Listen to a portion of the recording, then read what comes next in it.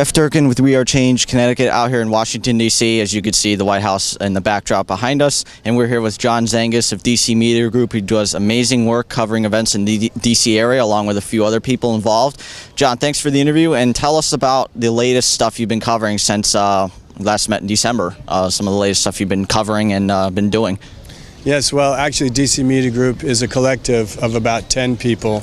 So I'm just one of a group of actually wonderful people who are totally committed and dedicated to reporting news that the mainstream media is not covering or giving, at best, scant covering and reviews to. Some of the stories that we have been reporting on our website involve environmental issues, social justice issues, the protests in Brazil, and the war in Iraq.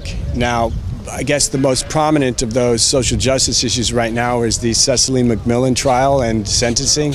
We've spoken to Cecily at Rikers, and we'll be doing a story on that. Her story is very compelling, an incredibly powerful woman with some incredible ideas about how the movement can take a better form if people look at the issues and not try to dictate to issues, but find out from the folks that are suffering what they need and how we can support them.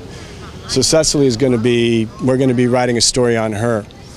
Another issue that we've been covering is the fracking and the liquid natural gas at Cove Point. Cove Point is comparable in a lot of ways to the KXL pipeline because it is a singular, an entity of a large infrastructure of liquid natural gas extraction from the Earth's crust. In the east, it's the Marcellus coal shelf. And what they're doing is they're fracking Pennsylvania, New York, West Virginia. They're sinking these wells deep into the ground, probably 8,000 feet, 5,000, 8,000 feet. If you get a chance to watch the movie Gasland, it explains completely what fracking is and how deleterious this is to the environment, not just the ground, but the water, the air, and the land. And so we've been reporting on Cove Point because we feel that Cove Point, which is on the Chesapeake, is going to be converted into, by Dominion Energy, is going to be converted into an export facility for liquid natural gas. There are lots of issues that Cove Point bring up that are impacting everybody. One is that, first of all, the site, that where it's being built right adjacent to a city called Lusby.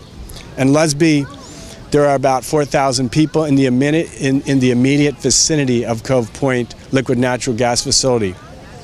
Now, the federal, I think it's the Federal Energy Regulatory Commission, has been overseeing these projects. But what they really are is a rubber stamp for giving permits to the gas companies and the energy companies to frack, to pipe, to build compressors, and to link all of that infrastructure to the liquid natural gas facility at Cove Point.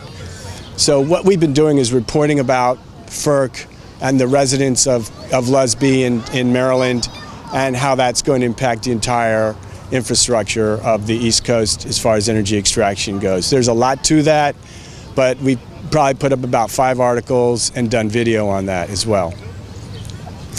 Let's see, there is also our man Rob Brune, who's very active. He's an incredible independent media journalist and videographer. He's been up in Baltimore recently reporting on the Tyrone West killing by the police. So we know that there's a real serious issue in our country right now with how police are going in and how there are lots of killings and murders really at the hands of police.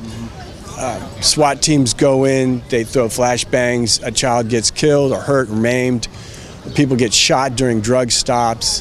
There was an incident in Albuquerque that was really highly prominent in the news. A homeless man was basically executed by police. And that needs to stop. And so we're reporting on issues like that as well. The Iraq War, we just spoke to some friends of ours or some protesters behind us at the White House. In fact, they're still standing there right now about the Iraq War and our involvement over there. We put up a couple of essays about the Iraq War, a few stories by Rob Brune and myself. So our effort is to continue reporting these stories that aren't being reported in a way, in the voices of the people that aren't being reported by mainstream media. And it shows the great work that you guys are doing here in DC and also in other places. Anybody else watching out there, where do you see the trend going with journalism in a way? Because we have a different perspective on that from looking as journalists at these different stories. Where do you see it heading, and if at all anything like more of an optimistic tone or more pessimistic? Well, I like to think that the glass is half full. Even though we're focusing on issues that are very troublesome and disturbing, we need to focus on the things that we're doing right. And what we are doing, and what we're succeeding, we never thought this would happen, is that we're actually waking people up. There's a great news aggregator run by Kevin Zeese and Margaret Flowers called Popular Resistance. And this news site takes really good stories from all around the country and puts them up. Truth Out also does that. There are many others that I can't begin to name, but there is a sign that things are starting to change.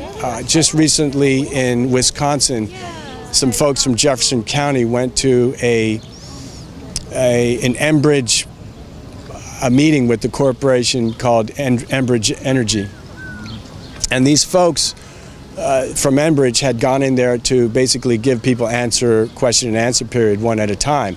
But the folks at this event just all went in group and took over the meeting and turned it into a hearing. And that was just the power of people. You know, the purpose of media is to educate and inform people on what's going on. But if you have a media that's owned by generally most of the media is owned by 6 corporations, that's going to taper down the message. And we've got to change that. We've got to get independent media out there. So the more independent media we can get reporting on this, the more of these good stories we can put out there. So I see that the trend is towards educating and informing people, and that can only bring about positive change. I think it's important too, specifically with different stories, and recently you just spoke with some protesters who are outside the White House here right now about where the run-up to the war in Iraq is going again, and basically repeating from 2003. It's also encouraging to show that when we cover these stories also to kind of not let history keep repeating itself from these different stories, whether it's war or any other issues. Yeah, just your thoughts on that, if you...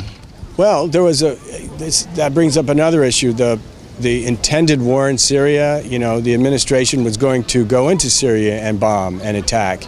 And a large collective group of anti-war activists fought back against that. They called their Congress folks, and they stimulated the country into standing up against that war. And as a result, there was no war in Syria. There may have been some assistance provided to the Syrian government to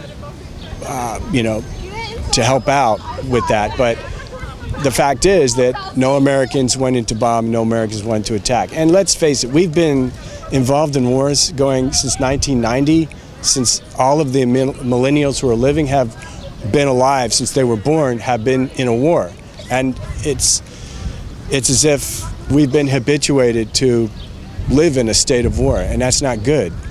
In our country's history, there are only 23 calendar wars that this country has not been in a war, and that needs to change.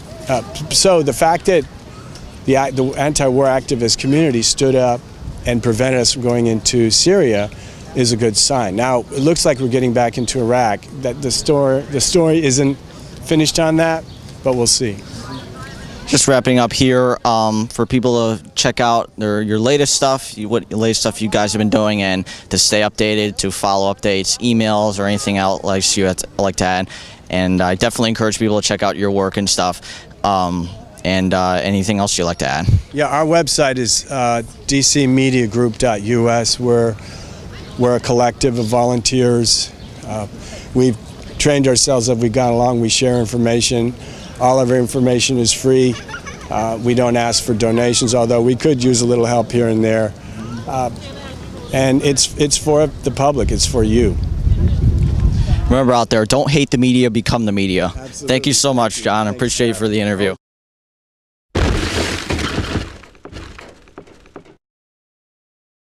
I would say is to just hang in there, because journalism is changing, but it's changing for the better, and it's a revolutionary time for journalists, because you can just pick up a smartphone or a small camera and head out and change the world. Change, because without grassroots media, without citizen journalism, we will not be able to take back the media. We have to make the corporate media irrelevant and take things in our own hands, and I applaud your guys' efforts, and I applaud everyone who's doing similar things, because this is really the revolution right here.